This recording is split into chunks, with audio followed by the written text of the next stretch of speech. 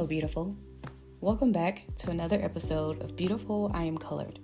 My name is Evelyn, and this is the place where I share insights and perspectives I've gained from my week with the hope of bringing you inspiration, hope, motivation, different perspective, all those things.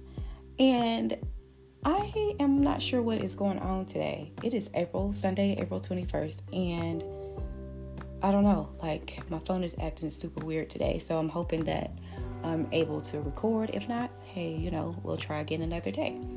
But anyhow, I wanted to actually start off this week by sharing with you a quick story. Yesterday, after we played Scrabble, because y'all know we got our spring rain, which here means snow, and it was cloudy for the past 3 days, which I'm not a fan of. I have to tell you, I'm a sun lover. And, I'm grateful that the sun is back out, but let me get back on topic. So yesterday, after a Scrabble game, I pulled up the YouTube and was watching an old pastor's sermon that I used to listen to back in the day, because I was just curious about, what he was talking about. And he was raising this topic about, basically how attendance, in churches has dropped off drastically. I mean, hundreds and thousands of people just dropped off. Of course, a lot of it is contributed to the pandemic, but then there are other factors at play too of why people have stopped going to church, including people like myself, right? I haven't been to church in years now, and don't plan on attending anytime soon. And Marlon was like, what would it take for you to go back to church today? And I thought about it for a second, and I was like, if I were to go back to church today, it would take churches truly being about the people. And what I mean by that in particular is when I was growing up, you could learn everything at church. I mean, everything. You could get a sermon on Sunday, sure. But they also had other wonderful things at church. They had people who went to hospitals, to check on people. They had people who would set up the meal trains for people, who might, I think they call it the sick and the shut in, meaning you can't get out of your home or whatever because you're so sick. They would have people doing that. At church, they would teach etiquette classes, to girls. They would have fundraisers, to set up different things to support different things in the community and different things that align with the mission and vision of the church. I mean, church for me was it's one of those places where I first learned public speaking. It's the first place that I learned really service outside of doing chores at home. And it's just interesting because in a lot of ways, church groomed me to be a person of service. Ironically enough, I'm in public service. And it really truly just is my jam. It's hard, sure, but it is just, it's the environment that I've gravitated towards and attracted. And, the principles and the things that were taught in church, I actually still incorporate into my life now. And so I have to agree with the preacher that church is definitely missing. But church in the right way, and it just got me to thinking, about the topic for today, which is, where is the standard? But before I dive in to the topic of today, I am going to do my wonderful segment titled Shout Outs and Thank Yous. And this is the moment where I shout out a person, place, thing, or idea that has blessed me throughout my week. So the first shout out and thank you I have is for one of my aunts, my aunt Reva, aka Riri. I had a chance to talk to her this morning to check in on some family reunion stuff next month.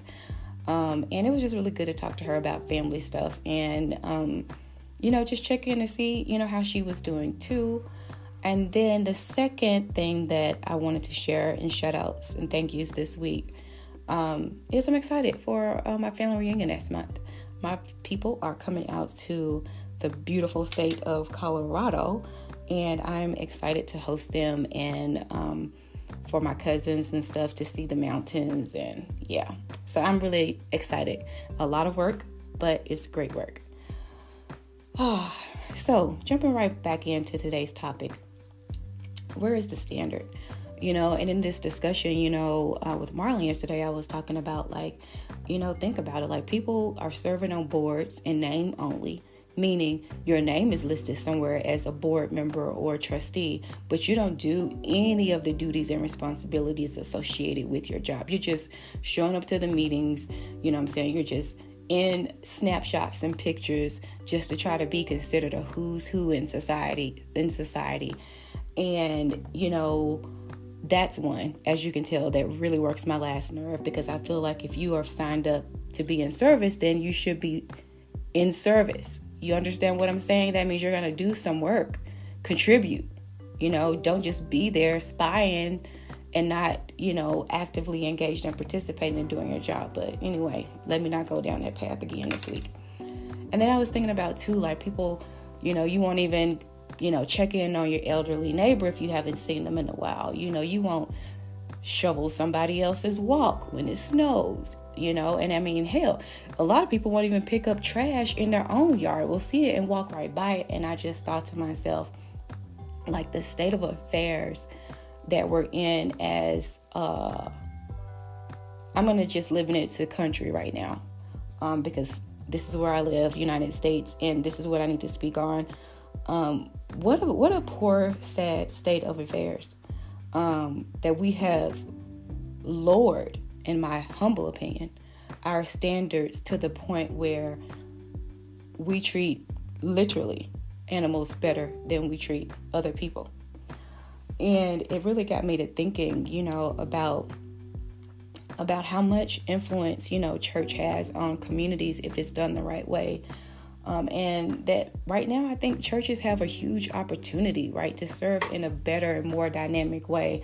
Right now, it's so amazing how we have this across the board, anything goes almost mentality, and that's showing up in different ways, right? It's manifesting in different ways. And you can especially see it in little children who are very disrespectful of their parents.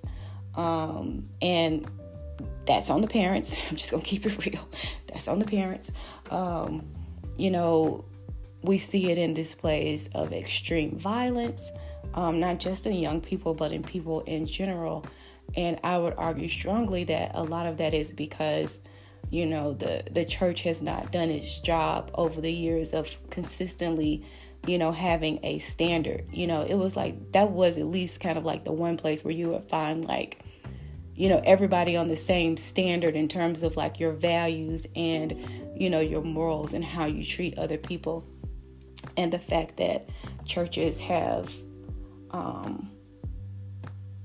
resulted into just strictly, motivational messages, I think is not as substantive as some of the things that I had the privilege of being a part of when I was a young person and growing up.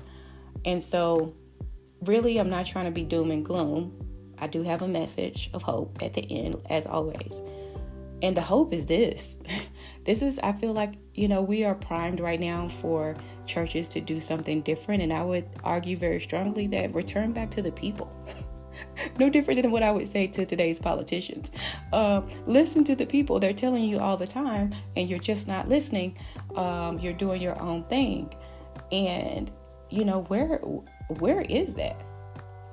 Where is that? And of course, I'm an advocate for starting with self, but if, let's assume, I'm at a good place with self, then I think the next step is to branch out and how can we increase, or I should say set a standard that is just not so low right now.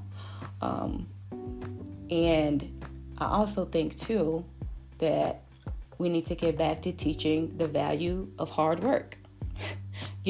I think about, like, my uncle and aunt, my uncle Anthony and my aunt Renata, and they live in the South. But my aunt is a retired veteran. My uncle has his own business, and my uncle feeds hundreds of people. I think it's every week. They feed hundreds of people in their community. He's a phenomenal cook, by the way. I'm so excited to eat his cooking next month, but that's neither here nor there. And my aunt Renata, she also serves in her community for years now, for years upon years, as a Girl Scout leader. And I think about them, and I think about the sacrifices that they make. And not only that, they serve our family. And my mom is also like a huge, person of service. And really, when I think about it, like, damn near everybody in my family, is like a person who volunteers or serves in some capacity, because these are the values that were instilled in us when I was younger. Like, I absolutely know no different, and actually am kin to people who, implement these same values on a regular routine basis. And I think we're just at a place where we need to see that displayed more broadly, because how else will the children learn, right? And it's not, and y'all can get mad at me if you want to. I don't care at this point. It's not on the school systems to train your kids these things. It's not. It's on you. It's on you. If you have been blessed and fortunate enough to be the caretaker, the guide, of a little person, a young person, it is absolutely your responsibility to instill in them values, But I think we have also, at the same time, while I say that, I think we have reached a place where we can't instill something in somebody else that we don't have ourselves. So, in fact, we have lost our way, in my humble opinion. But I do think that we can get back on track. And I do think that it takes a village to a degree. It starts with self first, right? You have to want to do the work. But then I think it takes a collective, right? A collective approach to reimagining what serving others should look like today. And I'm hoping and praying and believing that I will get to see that displayed. And I think you probably are too. And I think a lot of us are getting tired of the current state of affairs, and a lot more of us are starting to speak out on it. And, beyond speaking out on it, the next step, of course, is action. What are you going to do about it? And so I'm going to ponder that, right? Like, I feel like I do quite a lot. However, I have capacity. And so I guess the question I'm going to pose to myself too is, what am I going to do about it? Because something must be done.